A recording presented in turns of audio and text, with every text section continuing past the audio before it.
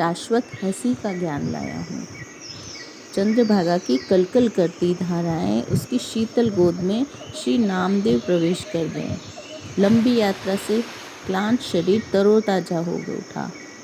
अभी स्नान कर ही रहे थे कि तभी एक मनहारी भजन के सुर कान में रस घोल गए। सरस सुर घाट की ओर से आ रहे भजन के बोल थे कि मेरी कमर पर हाथ रखकर ईंट पर खड़ा विट्ठल निरंतर भक्तों की राह तकता है। वह अपने प्यारों की बाट जोता रहता है। भजन सुना तो श्री नामदेव जी रोमांचित हो उठे। बहुत दिवसों बाद किसी विट्ठल के उस सद्गुण स्वरूप की चर्चा छेड़ी थी जिससे उन्होंने प्राणपन में प्यार किया था। वही विट्ठल का स्वरूप जिसने प्रकट होकर उन्हें आध्यात्म का शाश्वत मार्ग बताया था। सद्गुरु विसोबा खेचर जी के दिव्यतम नाता जुड़वाया था। कुछ ऐसे ही गहरे एहसास की अपनेपन की भाव सौंधी सी खुशबू इस भजन में आ रही थी।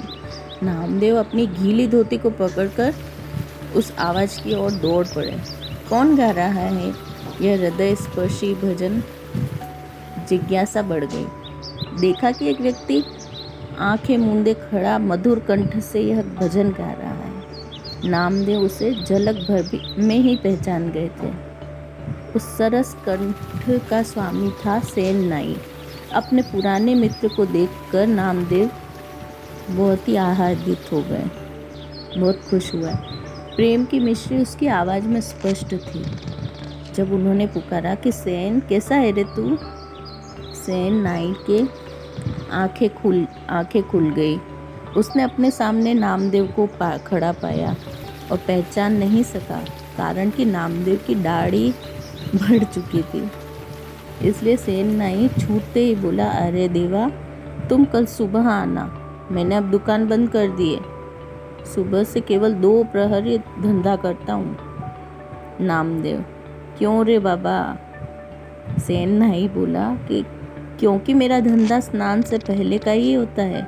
एक बार स्नान कर लिया तो भला कौन उस्तरा चलवाता है। श्री नामदेव बोले, अच्छा तो फिर तुम दिन भर क्या करते हो? तो नाई ने कहा कि हरि भजन में आनंद मनाता हूँ। तो सारा पंढरपुर दिन भर बेतहाशा दौड़ता रहता है, संसार के कार्य व्यवहारों में उलझा फिरता रहता है। प्रभु को याद करने का समय कहाँ है, किसके पास है? भला यह भी कोई जीना है? पर हाँ, मेरे दादाजी यह भी कहते हैं कि अपने आप को नाई कहता है उसे सर्व धर्म का पालन करना चाहिए। दूसरों के बाल और दाढ़ी का जंगल काटना भी मेरा धर्म है। इसलिए चले आना कल सवेरे मेरे पास, मैं उस तरह धारदार रखूँगा, तुम्हारे इस जंगल को सफाया कर दूँगा। नामदेव, अरे बाबा, इस जंगल का क्या है, जितना काटोगे उतना बढ़ेगा, उसकी वृद्धि का कोई पार नहीं है। सेन नाई हंसते हुए, यह जंगल बढ़ता है तभी तो हमारा प्रपंच या व्यवसाय चलता है। तो नामदेव बोलने लगे, हाँ हाँ, अब तो तुम्हें इसमें इतने प्रपंची हो गए हो कि अपने पुराने मित्रों को भी नहीं पहचानते हो। ठीक है, जैसे मैं आसक्ति में प्रपंच में फंसकर अपने परम मित्र विट्ठल को नहीं पहचान पाया था। इतना कहकर श्री नामदेव ने मित्रवत अंदाज में आंखें मटका दी। सेन नाई अचकचाया। कौन देवा, कहीं तुम नामा तो नहीं हो? विट्ठल भक्त नामदेव। अहो, आपने पहचान तो लिया। कल जब मेरे जंगल का सफाया करते तभी मुझे पहचान पाते ना। जैसे जब मेरे गुरु विसोबा ने मेरी अज्ञानता का सफाया किया तो मैं इस ईश्वर के यथार्थ तत्व को पहचान पाया। सेन नाई की खुशी का हिसाब ही न रहा। हृदय की गदगदता से आंखें नम हो चली, कंठ भी रूंध गया। अपने ही गालों पर थपकी मारता हुआ कहने लगा, नामा शेट्टी, मुझसे भूल हो गई, आपको पहचान नहीं पाया। आप तो पंढरपुर के प्राण हो, प्राण। जब से आप इसे छोड़कर गए हो, सारी पंढरी सूनी सूनी सी हो गई है। कोई अपना ही नहीं रहा जिससे दिल की दो चार बात कर सके। पीछे से सब ठीक तो रहा ना? नामदेव बोले। तुमने सुबह के 2 प्रहर के बाद हजामत करना क्यों बंद कर दिया है? घर परिवार का पेट कैसे पालोगे? सेन नाई ने दिल में बसे दुखों की बोझिल गठरी को खोल दी। देवा, क्या बताऊं, इन ठेकेदारों ने न अन्याय की इस हर सीमा को लांघ डाली है। अब तो मंदिर के सीढ़ियों तक ये माथा टेकने नहीं देते। पीछे वासुदेव के लड़कों ने जैसे ही मंदिर की सीढ़ियों पर सिर रखा तो धर्म के ठेकेदार गुस्से से लाल हो गए। अंकुश विहीनी पशुओं की भांति दौड़े दौड़े आए और उन मासूमों की डंडे से पिटाई कर डाली। लोगों ने स्पष्टीकरण मांगा तो जानबूझकर उन्हें निर्दोष बच्चों पर चप्पल चुराने का झूठा आरोप मढ़ दिया। दिन में मेरे भी धैर्य का एक दिन तो मेरे धैर्य का भी बांध टूट गया।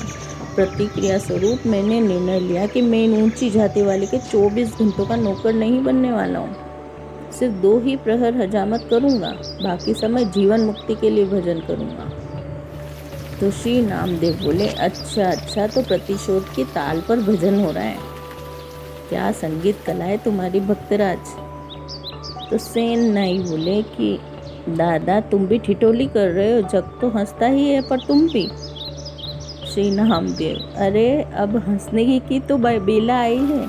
अब तुम मंदिर की चौखट पर जाकर रोना धोना बंद करो। जना, चोखा, जोगा, तुम सबके लिए एक शाश्वत हंसी का ज्ञान लेकर आया हूँ। अब तुम्हें विट्ठल तक जाने के लिए तरसना नहीं पड़ेगा। विट्ठल स्वयं तुम्हारे हृदय में प्रकट हो जाएगा। आंखें मूंदोगे और विट्ठल के सच्चे दर्शन पाओगे। सेन नाई बोला, सच नामा, क्या वास्तव में?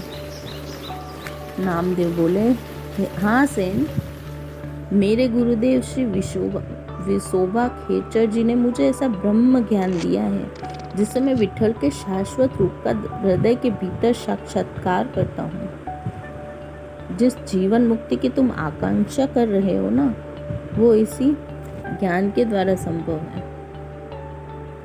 अर्थात तो उस ज्ञान से स्वर्गीय अनहद नाद सुनाई देती है। दिव्य कीर्तन भीतर श्रवण करने के लिए जीवन मुक्ति की अवस्था प्राप्त होती है। शाश्वत नाम के द्वारा उस अनंत ईश्वर का घट में भीतर दर्शन होने लगता है। कलयुग में यह ज्ञान रूप भक्ति ही श्रेष्ठ है, सार है और अमृत भी है। ब्रह्मा व योगियों का इसी से उद्धार हुआ है।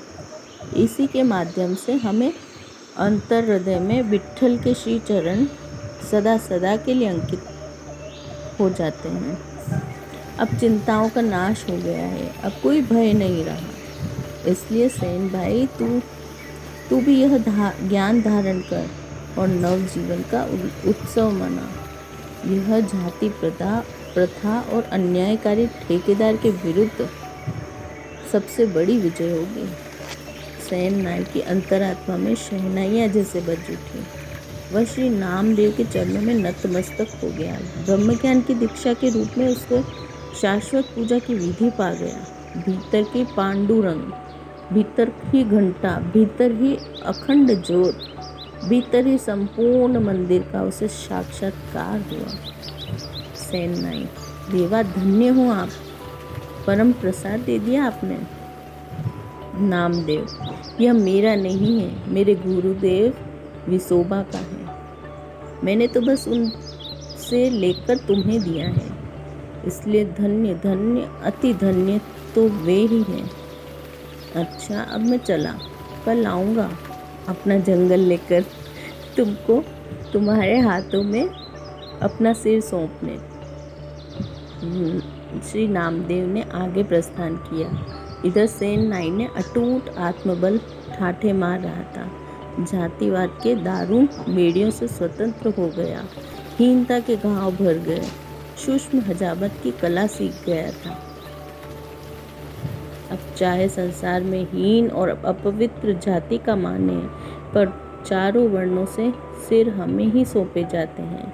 इसलिए अब जो भी मेरे सामने बैठेगा उसे मैं विवेक का शिक्षा अवश्य दिखाऊंगा। वैराग्य की कैंची चला चला कर सबके अहंकार रूपी केश को काटूंगा।